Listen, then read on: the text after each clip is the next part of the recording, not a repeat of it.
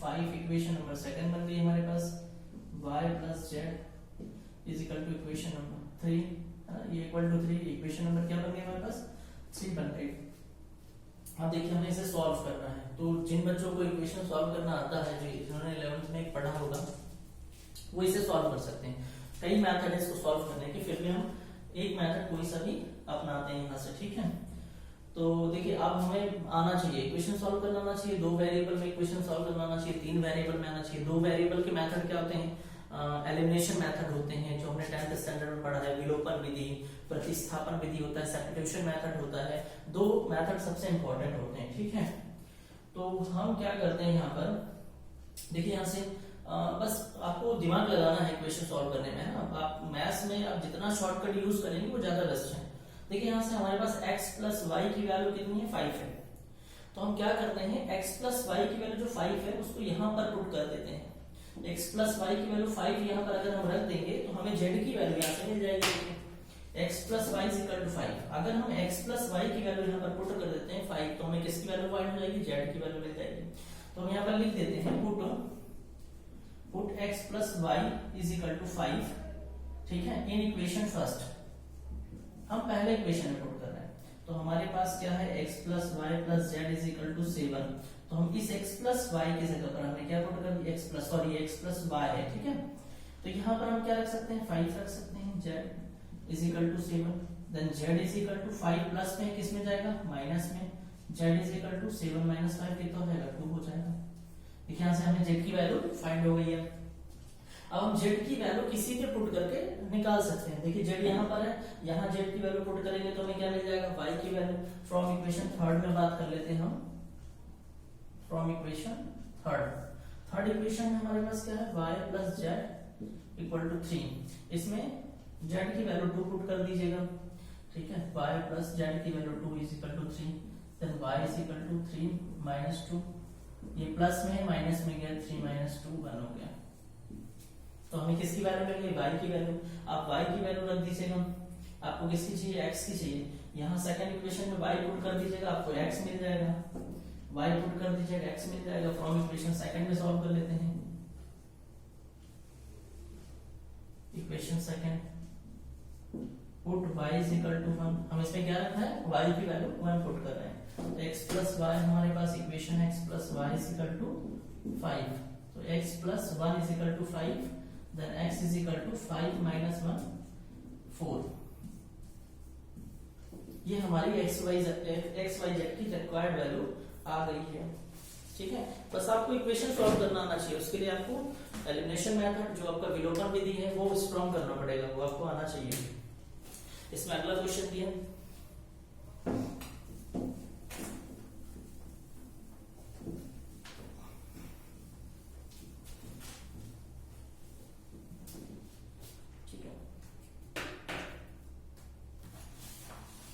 Question है आपका 3x plus Y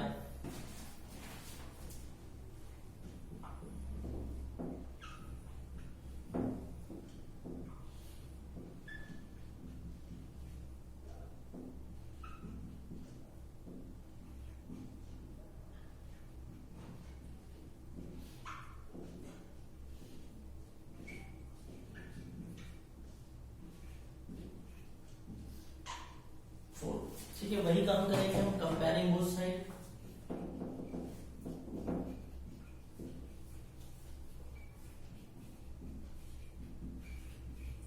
तो ये इक्वल टू 0 हो जाएगा। देखिए 3x इक्वल टू 0, इसको हम इक्वेशन नंबर कुछ भी देते हैं, फर्स्ट देते हैं, ठीक है। y minus 2 is equal to, देखिए यहाँ पर ये है 5 है हमारे पास, ठीक है जी। तो देखिए यहाँ से y की वैल्यू मिल रही है, यहाँ से भी हमें y की वैल्यू फाइंड हो जाएगी, कहीं से भी आप निकालेंगे सेम वैल्यू आपको मिलेगी, y माइनस 2 5 2, ठीक है। आप यहाँ से वैल्यू निकाल लीजिएगा या यहाँ से वैल्यू निकाल लीजिए, कोई प्रॉब्लम नहीं, ठीक है। और हमें यहाँ से मिल जाएगी। अब हमें x की वैल्यू यहाँ से मिल सकती है, देखिए यहाँ से, ठीक है। तो यहाँ से इसको हम इक्वेशन सेकंड देते हैं और ये इक्वेशन बना लेते हैं यहाँ से, ठीक है। तो क्या है हमारे पास, 2 minus 3x is equal to 8, 2 minus 3x equal to 8। हमें यहाँ से y की वैल्यू फाइंड हो जाएगी, देखिए सेकंड इक्वेशन से। तो 2 माइनस में इसमें चला गया प्लस में, तो y is equal to 5 to 7, y की वैल्यू कितनी हो गई 7 हो गई। यहाँ से x की फाइंड हो जाएगी आपके पास, 2 प्लस में है माइनस में चला गया, 8 माइनस 2 5 हो जाएगा, माइनस 5, x की वैल्यू 3 इंटू में डिवाइड में जाएगा, ये 3 अपॉन में आ गया, x की वैल्यू आपके पास माइनस 5/3, ठीक है, 3 इंटू में डिवाइड में आ गया, ये वैल्यू हो गई। अब आपके पास आपको x और y फाइंड करना था जो आपको मिल गया है, ठीक है। इस इक्वेशन का कोई रोल नहीं है, वो तो हम इक्वेशन बना लेते हैं, हमें पहले पता नहीं होता कि हमें डायरेक्ट वैल्यू मिल जाएगी या नहीं मिलेगी, तो आप यहाँ इस तरह से निकाल सकते हो, इन इक्वेशन का यूज नहीं है। आप डायरेक्ट भी सोच सकते हो कि कहाँ से हमें डायरेक्ट वैल्यू निकल आएगी, यह यहाँ से मिल रही है, यहाँ से मिल जाएगी, यहाँ से भी मिल जाएगी आपको, ठीक है। तो अगर एक वेरिएबल और होता, जेड होता, तो उसे भी हम फाइंड कर लेते हैं, ठीक है। इसकी हमें जरूरत नहीं है, कोई प्रॉब्लम है, हमारी वैल्यू आ गई है, ठीक है। आपके पास एक क्वेश्चन जो मैंने करवाया है, फिर भी मैं वैसा एक क्वेश्चन और करवा देता हूँ, ऐसा हमारे पास बहुत से क्वेश्चंस हैं।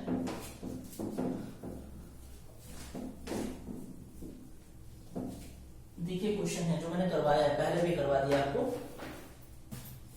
वही 2/3 मैट्रिक्स की 3 बाई, क्वेश्चन नंबर 8 हमारे पास।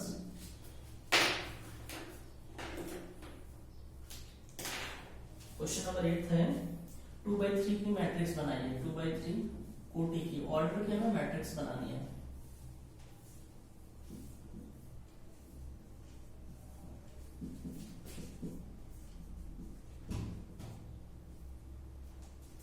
मैट्रिक्स बनाइए, ठीक है। हमें 2/3 की एक मैट्रिक्स बनानी है जिसमें बहुत सारे क्वेश्चंस दिए हैं हमारे पास। फर्स्ट है हमारे पास A I J is equal to I minus J है। सेकेंड क्वेश्चन हमारे पास आई इंटू जे है। थर्ड क्वेश्चन है हमारे पास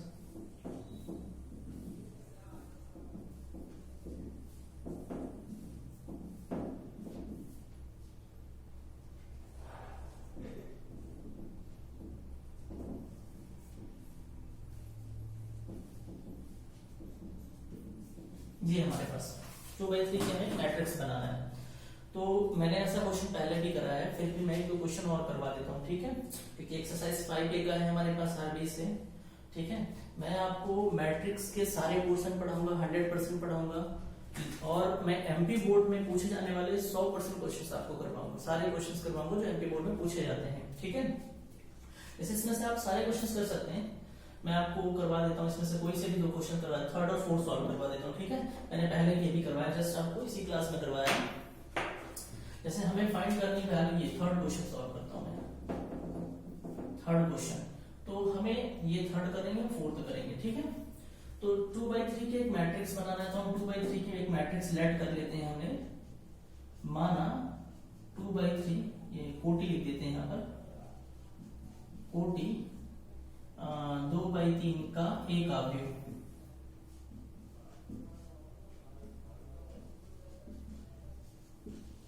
तो एक मैट्रिक्स हमने ए मान लिया जो कितने बाई कितने होना चाहिए, 2/2, 2 रो और 3 कॉलम होने चाहिए, 2 रो और 3 कॉलम। तो यहाँ के एलिमेंट का, ठीक है, 2 रो A11, यहाँ का A12 पहली रो दूसरा कॉलम, पहली रो तीसरा कॉलम, यहाँ का 2 1 दूसरी रो, और 2 2 हो जाएगा और 2 3 हो जाएगा। देखिए 2 रो है और 3 कॉलम है, तो ये हो गई 2/3 की मैट्रिक्स। अब हमें यहाँ से सारी वैल्यू क्या करनी है, हमें फाइंड करनी है, ठीक है। तो यहाँ पर हमें दिया गया है, गिवन में लिख लेते हैं कि हमें दिया क्या गया है, हमें दिया गया है ये, देखिए एक रिलेशन दिया गया है, ठीक है। तो हमारे पास क्या है, ए आई और जे इज इक्वल टू, रिलेशन क्या दिया हुआ है, 2i प्लस जे दिया है। तो यहाँ पर हमें देखिए पहले हमें सारी वैल्यू निकालनी पड़ेगी, ठीक है।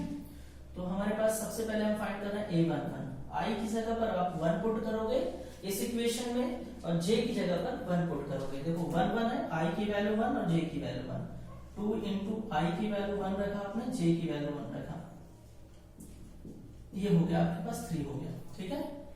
अब देखिए अगला क्वेश्चन, यहाँ पर A12 फाइंड करना है आपको,